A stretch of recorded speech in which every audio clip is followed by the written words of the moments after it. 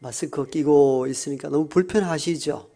저도 설교 전에 마스크를 끼고 찬송을 불러보니까 습기가 차고 얼마나 힘이 드는지요.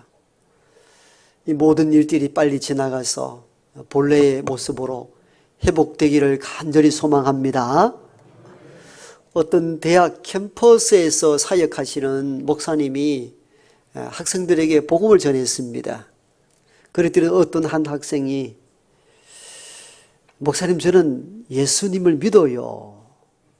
그러면서 이어서 이런 말을 합니다. 목사님, 그런데 저는 십자가에서 나 위에 죽으신 그 예수님은 믿는데 죽고 난 뒤 3일 만에 다시 살아났다는 것은 도저히 이해도 안 되고 믿기가 어렵습니다.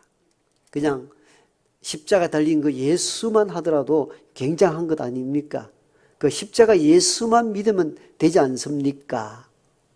그럴 때에 이 목사님이 이렇게 대답을 했다고 합니다. 십자가에 달린 예수 그리스도뿐만 아니라 그가 다시 죽고 부활한 주님을 동시에 믿지 아니할 때에 구원이 일어나지 않습니다. 그렇죠. 예수님을 믿는다는 것은 우리 위에 죽으신 십자가 사건도 믿는 믿음과 동시에 그가 다시 살아나셔 부활했다는 것을 믿는 것, 이걸 두 가지가 묶여져 있을 때 참 믿는다, 이렇게 말씀할 수 있습니다. 그래서 복음이라는 것은 우리 위에 죽으신 예수 그리스도의 십자가 사건과 그가 다시 살아나신 부활의 사건, 이 두 가지를 복음이다, 이렇게 말씀할 수 있습니다. 따라서 십자가 죽음과 부활은 복음에 있어서 분리될 수가 없습니다. 예수님의 복음이다 할 때는 우리 위에 죽으신 예수님의 십자가 사건과 다시 살아난 부활의 주님을 동시에 믿는 것, 이게 참된 신앙인 줄로 믿습니다. 사실 십자가 사건만 하더라도 굉장한 것이죠. 작은 일이 아니죠.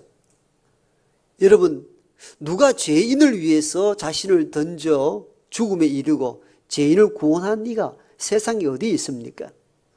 바울은 여기에 대하여 명확하게 말씀을 전했지요. 세상에는 나라와 민족을 위하여 자기 몸을 던진 이도 있고 선한 일을 위하여 자기 몸을 바친 이도 있다. 그러나 우리가 죄인 되었을 때에 그리스도 예수께서 우리 위하여 십자가의 죽으심으로 우리를 구원했다, 이렇게 말씀합니다. 즉 이 세상에는 나라와 민족을 구하기 위하여 자신의 몸을 던진 이도 있다. 너무너무 귀한 죽음이라는 것이죠. 선한 일을 위하여서 자기 몸을 바친 이도 있다. 이 또한 귀한 일이다. 그런데 세상에 죄인을, 즉 사형장에 끌려가 자기 죄로 죽어 마땅할 인간을 위하여 대신 자기가 죽고 죄인 살린 이가 이 세상에 있었던가? 십자가 사건을 바울은 이렇게 해석했습니다. 없지요.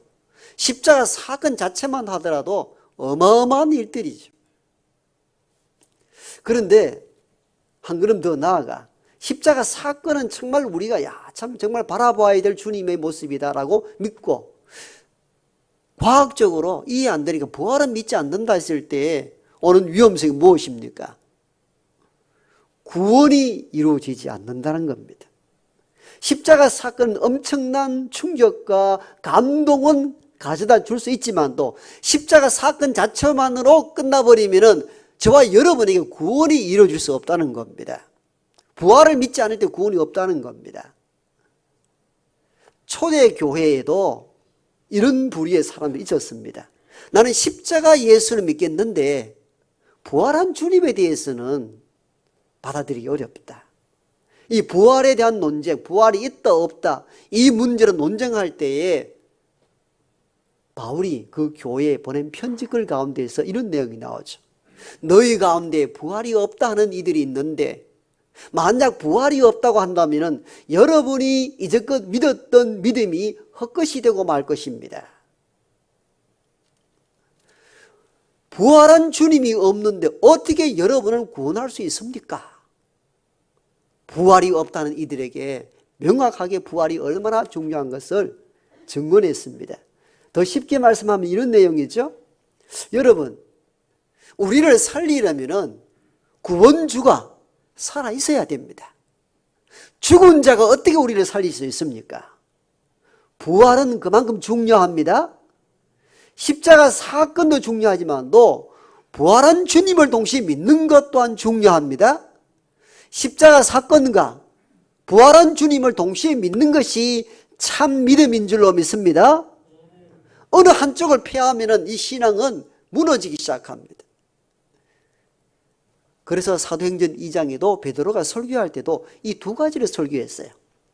너희를 위하여 죽으신 십자가 예수 그리스도에 대한 내용들과 그러나 하나님이 그를 다시 살리셔서 주와 그리스도가 되게 하셨다라는 것. 이게 사도행전 2장에서 베드로가 설교한 복음의 핵심이었습니다. 이 복음이 증거될 때에 놀라운 역사가 거기에 일어났습니다. 그 내용들을 지금 살펴보는 것이죠. 다시 말씀드립니다. 복음의 핵심은 십자가 예수와 부활한 주님, 이게 복음의 핵심이고 이 복음적 핵심이 증거될 때에 거기에 놀라운 역사가 일어났는데 그 첫 번째가 무엇이라 배웠습니까? 마음에 찔림이 일어났습니다. 오늘 37절 보니까 그들이 그 말을 들을 때에 마음에 찔렸다. 마음이 찔렸다. 그 말이 무슨 말입니까? 이전에 36절 베드로가 그들에게 선포한 복음이었습니다. 베드로의 복음의 핵심이 36절에 아주 명확하게 기록되어 있습니다. 여러분들이 십자가에 못 박은 그 예수, 그 십자가 사건을 이야기하고 이어서 하나님은 그를 주와 그리스도가 되게 하셨습니다. 이게 36절 전체 복음의 핵심입니다.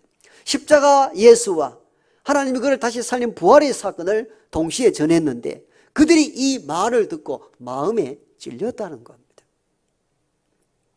베드로가 이 말씀을 전했을 때에 그 말씀을 들었던 무리들은 유대인들입니다. 유대인들이 이 말씀을 들었을 때 불편했을 것입니다. 왜? 예수를 십자가에 넘겨준 이들이 그 무리들이기 때문입니다. 분노를 표출해야 됩니다. 화가 날 수 있습니다. 그런데 베드로의 복음을 듣고 오히려 이 사람들이 마음에 찔림을 갖습니다. 마음이 찔렸다는 것은 지난주 설교 말씀했듯이 창이 몸을 간통하는 것과 같은 단어의 뜻이라 그랬습니다. 조금 찌끔했다, 움츠렸다 그런 뜻이 아니에요. 온몸을 통과하는 상상할 수 없는 충격적인 것을 느꼈다는 것입니다. 무엇이? 복음이, 예수 그리스도의 복음이 임할 때에 찔림이 있는 역사가 일어나더라는 것입니다. 그러므로 우리가 복음을 증거할 때에 내가 이 말을 던졌을 때에 이 복음을 전했을 때에 저 사람 기분이 상해하지 아니할까? 언짢아하지 아니할까? 너무 고려하지 마십시오. 확신과 기대와 소망을 가지고 베드로처럼 담대히 복음이 증거될 때에 그 현장에 있는 사람들이 찔림받는 역사가 일어날 줄 믿습니다. 두 번째는 복음이 증거될 때 심령에 구체적인 변화가 일어납니다. 즉 마음이 열리는 역사가 발생한다는 겁니다. 베드로가 담대히 복음을 전했는데 첫 번째는 마음이 찔려 하더니 그 다음에는 찔린 상태에 있는 것이 아니라 마음이 확 열렸습니다. 즉 단단했던 얼음장 같은 차가운 마음들이 봄눈 녹듯이 싹 녹아지는 역사가 일어났습니다. 사람의 마음의 변화는 언어의 변화를 보면 알 수 있습니다. 내 마음에 강팍하고 분노와 화가 치물 때는 분노 섞인 언어가 막 나오는데 내 마음이 녹아지고 따뜻할 때는 따뜻하고 부드러운 언어가 나오죠. 그래서 언어, 말하는 것을 보면 그 사람의 심령, 상태를 알 수 있습니다. 이 말씀을 들었는데 마음이 찌르고 난 이후에 이 사람들이 베드로와 사도들을 향하여 이렇게 이야기합니다. 형제들이여. 본문에 잘 기록, 형제들이요.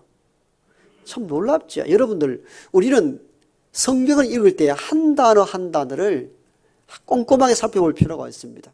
형제들이요라고 고백합니다. 형제들이다? 쉽게 쓸 수 있는 용어가 아니죠. 아주 친한 관계, 어떤 막힘도 없는 사이가 될 때 형제, 자매 이런 표현을 쓰죠. 그런데 이 유대인 무리들이 베드로, 자기들이 십자가에 넘겨준 예수의 사건을 전하는데 찔림이 오고 난 뒤에 형제들이요 이렇게 표현합니다. 형제들이 우리가 어찌할꼬. 형제들이라는 이 단어를 깊이 묵상할 수 있기를 원합니다. 베드로와 유대인은 원래 적대적 관계에 있었거든요. 그렇잖아요. 그런데 적대적 관계에 있던 이 유대인 무리들이 베드로와 사도를 향하여 형제라 표현합니다. 언어의 엄청난 변화가 일어났습니다. 방금 말씀드렸다시피 언어의 변화는 마음의 변화가 일어났다는 것을 증언해 주는 표현입니다. 성경에는 유대인, 이스라엘인 이런 단어를 종종 씁니다. 너희 유대인들아, 너희 이스라엘인들아. 유대인이라는 것은 혈통을 강조할 때 주로 쓰는 단어입니다. 이스라엘이라는 것은 민족을 말할 때 주로 쓰는 용법입니다. 유대인아, 이스라엘아 그래 말하지 않고 형제들이여 라고 말했다는 것은 뭘 의미합니까? 혈통과 민족을 떠나 정말 친숙한 관계에 들어들었다는 것을 전해주는 메시지가 형제들이여. 엄청난 변화가 일어난 것이죠. 우리가 보통 회사에서는 회장님, 사장님, 부장님, 과장님 이렇게 표현을 쓰잖아요. 사무적 관계죠. 그렇게 부를 때 어떻게 친밀한 관계 형성되는 것이 아니고 업무 중심으로 일이 될 때만 부장님, 과장님, 대리 이런 표현을 쓰죠. 그런데 회식하다가 술이 한 잔 싹짝 들어가서 기분이 풀리면 어떻습니까? 부장도 형님하고 뭐 이러잖아요. 아오다 이렇게 표현하기도 하고. 그때는 뭡니까? 업무적 관계를 넘어서서 한잔 하면서 이야기 들어보니 참 괜찮은 사람이었네. 이럴 때 마음이 풀려서 형님 이런 표현을 쓰죠.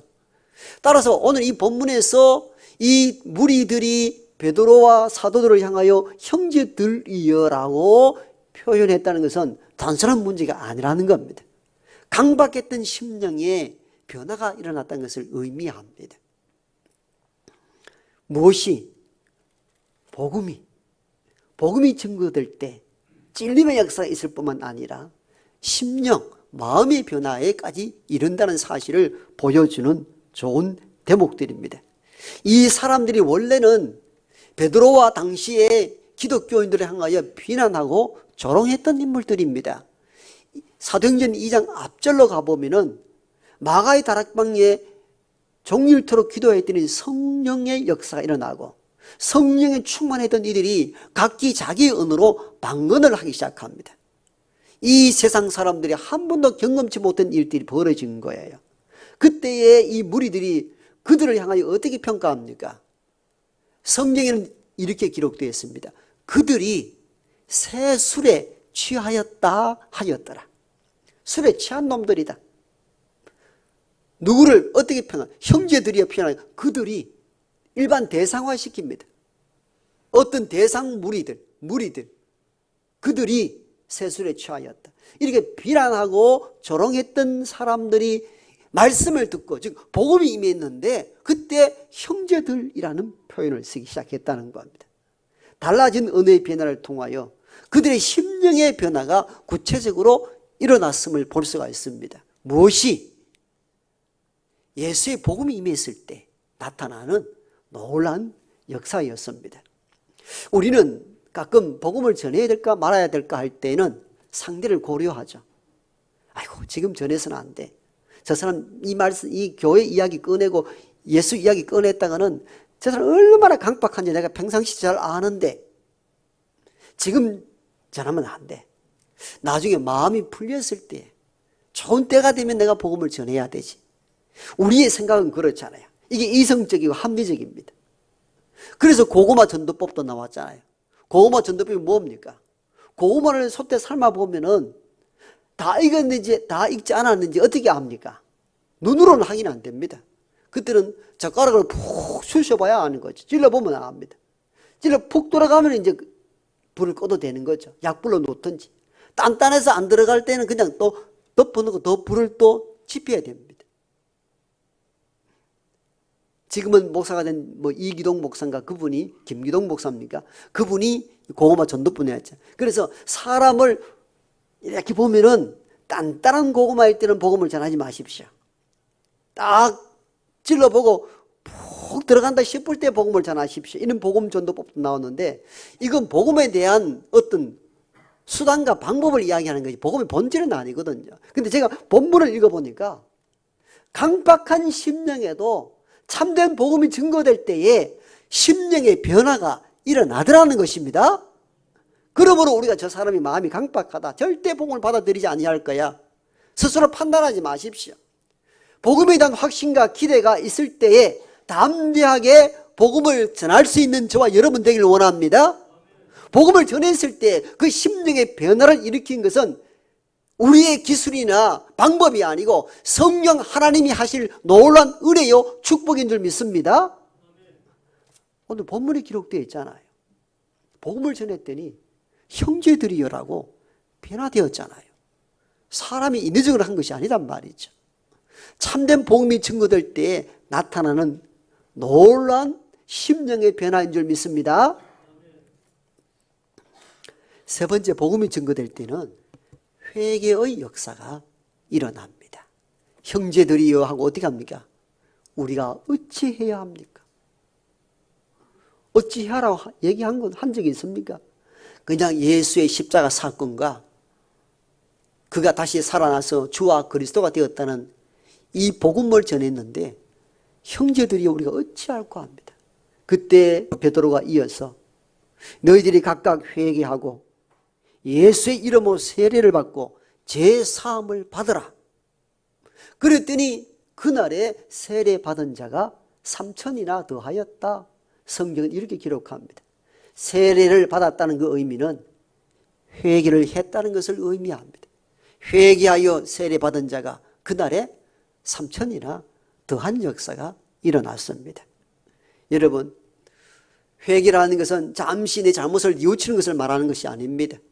내 잘못에 대하여 뉘우칠 뿐만 아니라 이전에 걸어갔던 세상길이 아닌 이제 예수님의 길로 돌아섰다는 것을 의미합니다. 대전환이 일어난 거예요. 이게 회개입니다. 내 잘못했습니다, 이 정도 아닙니다. 잘못한 것을 인정할 뿐만 아니라 이제는 잘못된 길에서 돌아서서 예수님이 바라고 원하는 길로 완전히 돌아서는 것, 이것이 회개입니다. 이 회개 역사가 일어났다는 거예요. 여러분, 사람이 인위적으로 누구를 회개시킬 수가 있나요? 가능하지 않습니다. 불가능합니다. 그런데 놀랍게도 예수님의 복음이 증거될 때에 회개의 역사가 일어났습니다. 그만큼 복음이 증거되는 곳에 놀라운 하나님의 은혜가 임한다는 사실을 우리가 믿어야 합니다. 저 사람 변할까 변하지 아니할까? 우리가 재단하고 판단하지 말아야 합니다. 정말 그 영혼을 사모하고 그 영혼에 대한 목마른 갈증으로 복음이 증거될 때에 거기에 회개의 역사가 반드시 일어날 줄 믿습니다. 느헤미야 8장에 보니까 학사 겸 제사장 에스라가 수문 앞 광장에서 그동안에 버려진 율법책이 어디 있는지도 모르고 성전에 어디 갇혀 있는 그들 찾아내어서 펼쳐 읽었습니다. 율법책을 펼쳐 읽었어요. 수문 앞 광장에 수만 명의 이스라엘인들이 모였는데 그들이 말씀이 낭독되고 말씀이 들려지자 모두가 울었더라, 이렇게 기록하고 있습니다.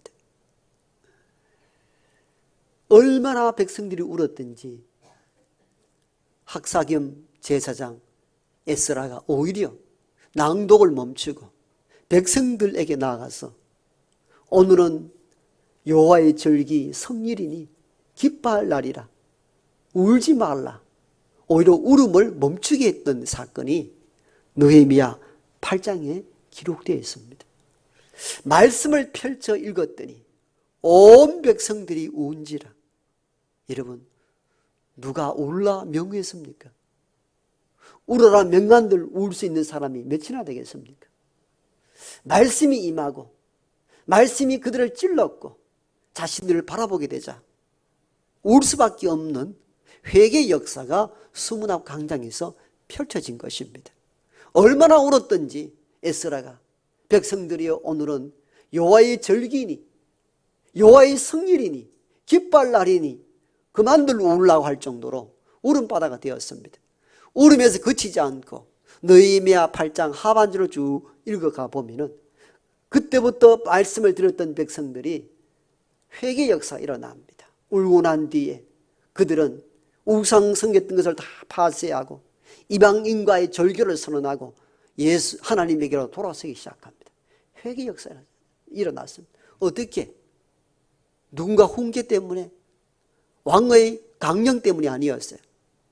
에스라가 펼쳐든 하나님의 율법책, 오늘 같으면 하나님의 말씀을 증거했을 때 나타난 회개의 역사였습니다.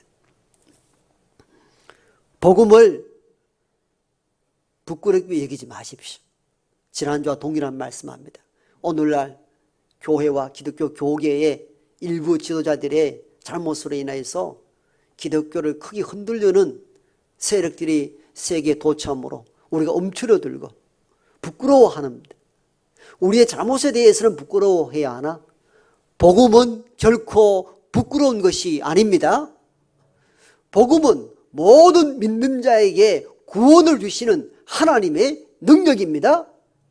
이 세상에 나아가 담대하게 예수님의 복음을 증거할 수 있는 저와 여러분 되기를 소망합니다.